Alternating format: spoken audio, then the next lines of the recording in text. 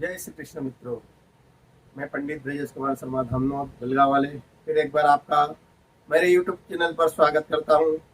सभी मेरे जितने भी मित्र है, भाई है, बंधु है, बहनें हैं, माताएं बहनें, सबको आने वाले दशहरे की हार्दिक हार्दिक बधाइयाँ, हार्दिक हार्दिक शुभकामनाएं। जितने भी मेरे अनुयायी हैं उन सभी को भी दशहरे की हार्दिक हार्दिक शुभकामनाएं। आप इसी तरह मेरे वीडियोस देखते रहिए, सुनते रहिए और अपने मन के जितने भी संशय हैं उन सबको हटाते रहिए। अभी वर्तमान का जो संशय है कि अष्टमी नवमी के बारे में बताया गया है कि अष्टमी कब है, नवमी कब है। तो अष्टमी कल रविवार को मनाई जाएगी और सोमवार को नवमी का पर्व मनाया जाएगा। फिर एक संशय ऐसा आया है कि सोमवार नवमी आ रही है तो कैसे बलिदान करेंगे। अब पता नहीं ये भ्रामक ऐसे विषय कौन फैला देता है। ऐसा कहीं पर भी लिखा नहीं है कि सोमवार को अगर नवमी आए तो बलिदान नहीं करना चाहिए। आप निसंकोच होकर बलिदान करिए। सोमवार को ही नवमी है और नवमी को ही बलिदान होगा और नवमी को ही बलिदान करना चाहिए। ऐसा शास्त्र में लिखा गया है, जिस दिन नवमी हो उसी दिन बलिदान करना चाहिए। और सोमवार को ही नवमी है और आप सोमवार को ही बलिदान करें। कोई संशय नहीं पाले, किसी की भी नहीं सुने, किसी व्यर्थ किसी की राय में नहीं जाए, किसी बहकाव में नहीं है, किसी भी प्रकार से अपभ्रंश में ना पड़े, भ्रम में ना पड़े। सोमवार को ही नवमी है और निसंकोच रूप से आप सोमवार को ही बलिदान करें।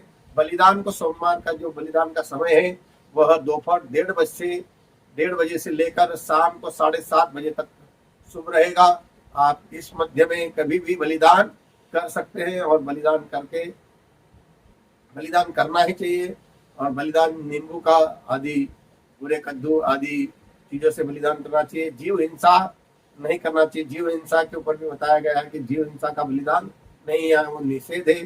कलयुग में जीव हिंसा का बलिदान नहीं करना चाहिए। अतः आप नींबू, भूरे कद्दू आदि शाकाहारी और जो प्राकृतिक वस्तु है उनसे बलिदान करें और अपने जीवन को सुलभ बनाएं और बलिदान अवश्य करना चाहिए। तो आप सोमवार को के दिन ही बलिदान करें। दूसरी बात यह है कि आने वाली जो शरद पूर्णिमा है, शरद पूर्णिमा को ग्रहण लग रहा है और ग्रहण जो लगेगा वो 1:13 से लगकर 2:25 तक रहेगा। रात्रि 1:13 से लगकर रात्रि 2:25 तक यह ग्रहण होगा और यह ग्रहण भारत में दिखाई देगा। अतः इस ग्रहण को हमें मान्य करना होगा और ये ग्रहण जो है हमें प्रभावित भी करेगा। किन किन राशियों को प्रभावित करेगा उसके बारे में बता देता हूं। देखिए, ये मिथुन राशि, कर्क राशि, वृश्चिक राशि और कुंभ राशि को यह ग्रहण शुभ रहेगा।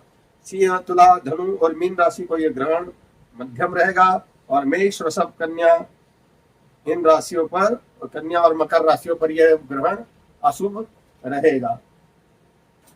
इसके अलावा जो मेरी माताएं बहनें जो मेरा अनुसरण करती है, अगर वो गर्भावस्था में है तो किसी भी प्रकार से किसी भी इस ग्रहण को दृश्य नहीं करे, देखे नहीं, ग्रहण में कोई कार्य नहीं करे। ग्रहण में जहां तक हो सके अपने गुरु मंत्र का, या गुरु मंत्र नहीं धारण किया हो तो ओम नमः शिवाय मंत्र का मन में या ओम नमो भगवते वासुदेवाय का मन में ग्रहण करें, जप करें।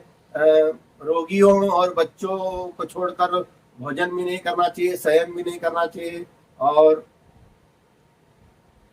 केवल भगवान का भजन करना चाहिए। नदियों को स्पर्श नहीं करें, भगवान की मूर्तियों को स्पर्श नहीं करें, किसी को भी स्पर्श नहीं करना चाहिए। ग्रहण काल में केवल जप सिद्ध बताए गए हैं, जप करना चाहिए। अपने गुरु मंत्र का जप करें, चाहे किसी भी मंत्र का आप जप करें और ग्रहण काल में उस मंत्र को जपे।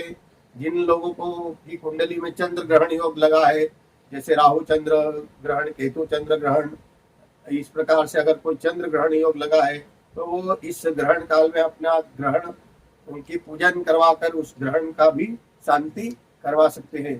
किसी भी प्रकार से कोई भी समस्या आने पर आप मुझसे सीधे संपर्क कर सकते हैं और मुझसे बात कर सकते हैं। अगर किसी भी प्रकार का मन में कोई संशय हो रहा है तो आप मुझसे सीधे चर्चा कर सकते हैं। मेरा नंबर यहाँ पर लिख भी दिया जाएगा, आपको मैं बता भी दूंगा। किसी भी प्रकार की दिव्य संगीतमय श्रीमद् भागवत कथा, शिव महापुराण कथा, नर्मदा पुराण कथा, श्री राम कथा, देवी भागवत यानी देवी पुराण कथा, खाटू श्याम चरित्र, नाग चरित्र आदि इन कथाओं को करवाने के लिए किसी भी प्रकार से जीवन में आ रही तन मन धन भवन, किसी भी प्रकार से अनुष्ठान करवाने के लिए, किसी भी प्रकार से कुंडली या हस्तरेखा में कोई समस्या आपको आ रही है, घर में कोई दिक्कत आ रही है, बिना तोड़ फोड़ के वास्तु दोष निवारण करने हैं तो आप हमसे संपर्क करें और बात कर सकते हैं। कभी भी कोई भी समस्या हो तो बात कर सकते हैं आप। मैं आपको मेरा पता लिखवा रहा हूँ, मेरा मोबाइल नंबर भी लिखवा रहा हूँ, आप लिख लीजिए। पंडित ब्रजेश कुमार शर्मा, पंचमुखी हनुमान मंदिर के पास, महेश्वर रोड, संजय नगर, धामनोद, बलगांव वालों के नाम से हमारे यहाँ पर लोग पहचानते हैं।